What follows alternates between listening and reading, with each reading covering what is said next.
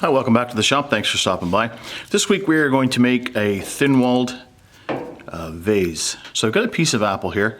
It's got a couple of very small cracks in here, so I'm going to make this the bottom.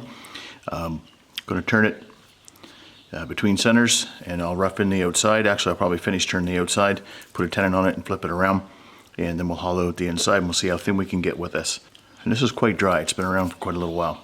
So I'm just going to pick a center. I'm going to leave this natural edge on the outside, actually. Natural shape.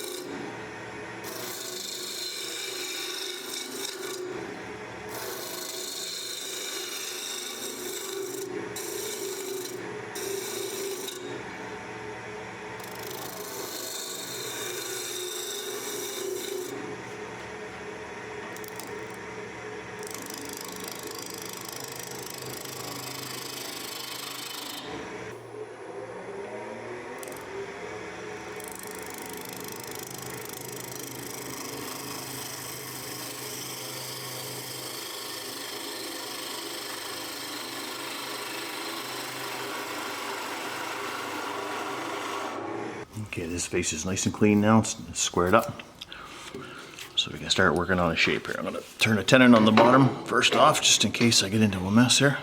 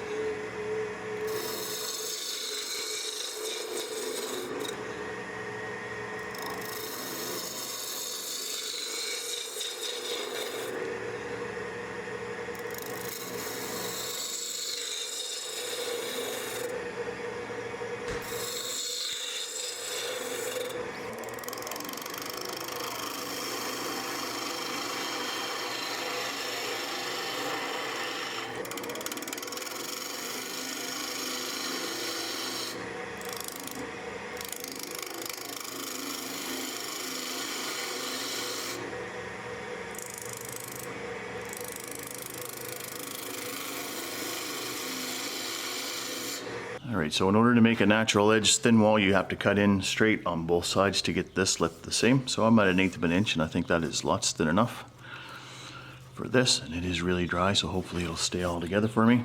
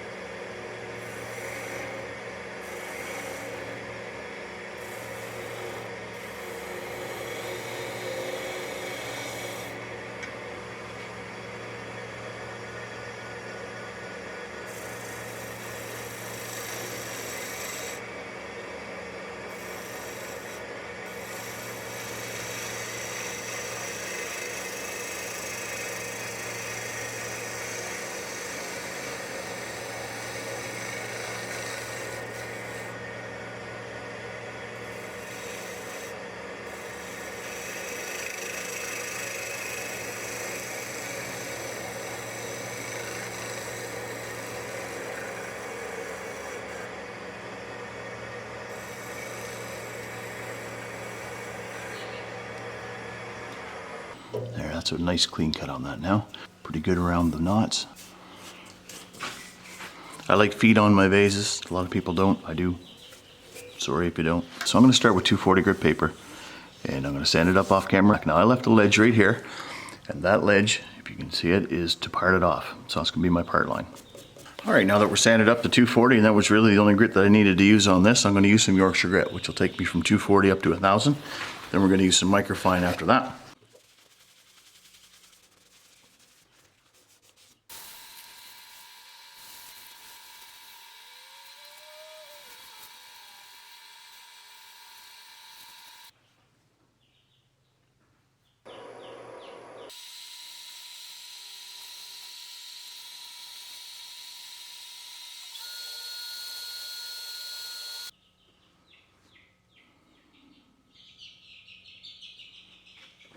All right, we'll take this off now and we'll put it in a floor jar.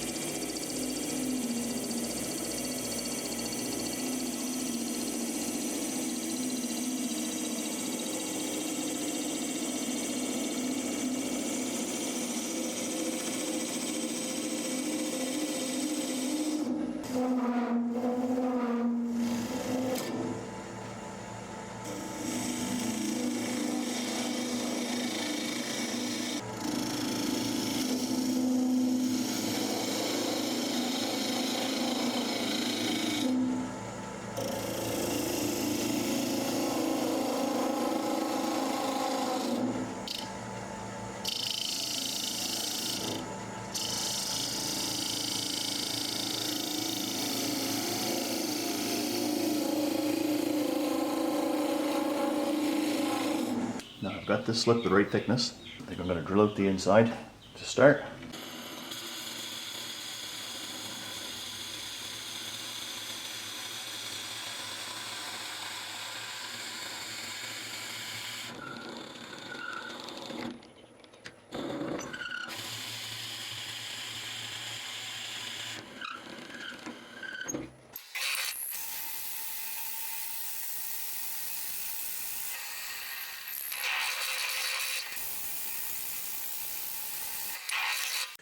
Where these walls are so thin, and there's a chance that once I get the rest of the vessel hollowed out, it'll be distorted. It could be distorted to the point actually where I could sand right through this upper lip. You could move that much, so I'm just going to sand this before I start hollowing and things move. I thought maybe where this apple is pretty soft grain, even though it is dry and relatively hard, but apple is usually fairly soft. Thought I might get away with just cutting in this first little bit in with the bowl gouge, but it didn't like that, so I switched out here, and all the hollowing that I do is with this one here is the number 1 hollower from Easy Wood Tools, and then you'll see it a little later on I switch over to the number 1 Pro hollower. So that's really the only 2 tools that I use to hollow this with. It's common to get vibration when you're hollowing in grain like this, and my lathe actually has a cabinet underneath of the headstock where the motor sits, and it acts like a guitar. It actually amplifies the sound. So you may not hear the exact same sound as I do, but it is fairly loud. So I'm going to cut the sound back a little bit as I speed this up so that it's not a nuisance, but I'll let you listen to a little bit of it so you can hear what I'm hearing.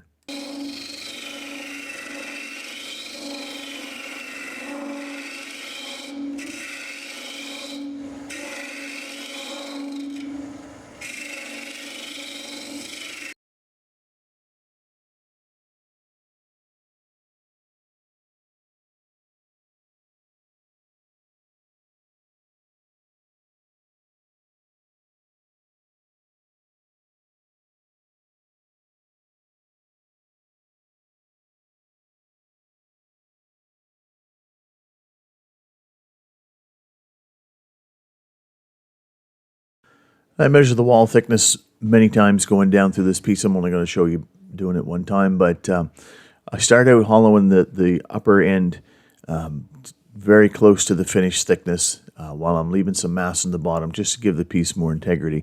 When I get everything completely hollowed out, then I do refine the final thickness a little bit from bottom to top.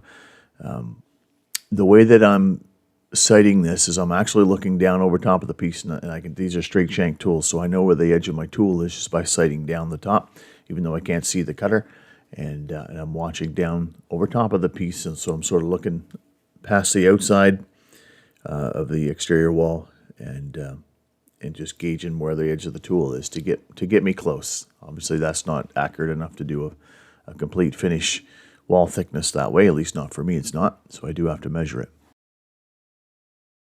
Now that I've gotten a little deeper into the piece, I've switched to the Pro Hauler, which, as you can see, is a much more rigid tool, so it eliminates vibration. And I used regular carbide cutters on both of these. They're not negative rake, they're just the normal cutter.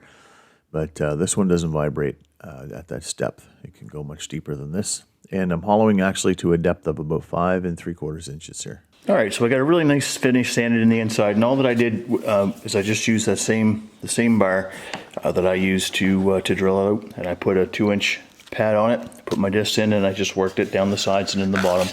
You can do that on this one's just big enough, but it's up to 320 now, so I'm going to put Yorkshire grit, regular microfine on the inside, and then I'll part it off. I'll bring it back when I'm parting it off. All right, everything's all sanded up nicely now, inside and out. Got really happy with the finish that's on it. I took a very fine bristle brush, and I just brushed any Yorkshire grit remnants or any of the paper towel that was in the outside bark. Brushed that off very gently so I didn't lose any bark. And now I'm going to take a 1/16 inch parting tool, and I'm going to part this off. I left just enough clearance for my parting tool to go between the base of my piece and the jaws of the chuck. Now, you don't need to cut it that close. I didn't touch my jaws, so there's no issue, but there is really no reason to cut it that close.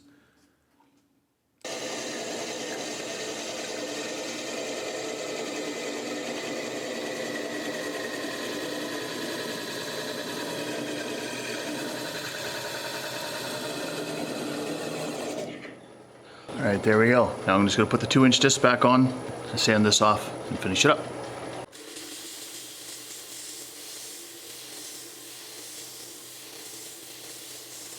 All right, this is going to be some clear Danish oil. I'm going to use a brush to go around the bark.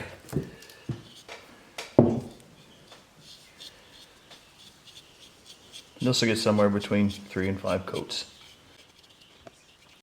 If you're still with me, thanks for sticking around. I appreciate it. And if you subscribe to the channel and watch my videos, thanks so much. I appreciate that a ton as well. If you're not subscribed and you like what you saw, please consider doing so. It doesn't cost you anything, and it certainly does help the channel out a lot. And I'll put some pictures up here at the end, and we'll see you next time.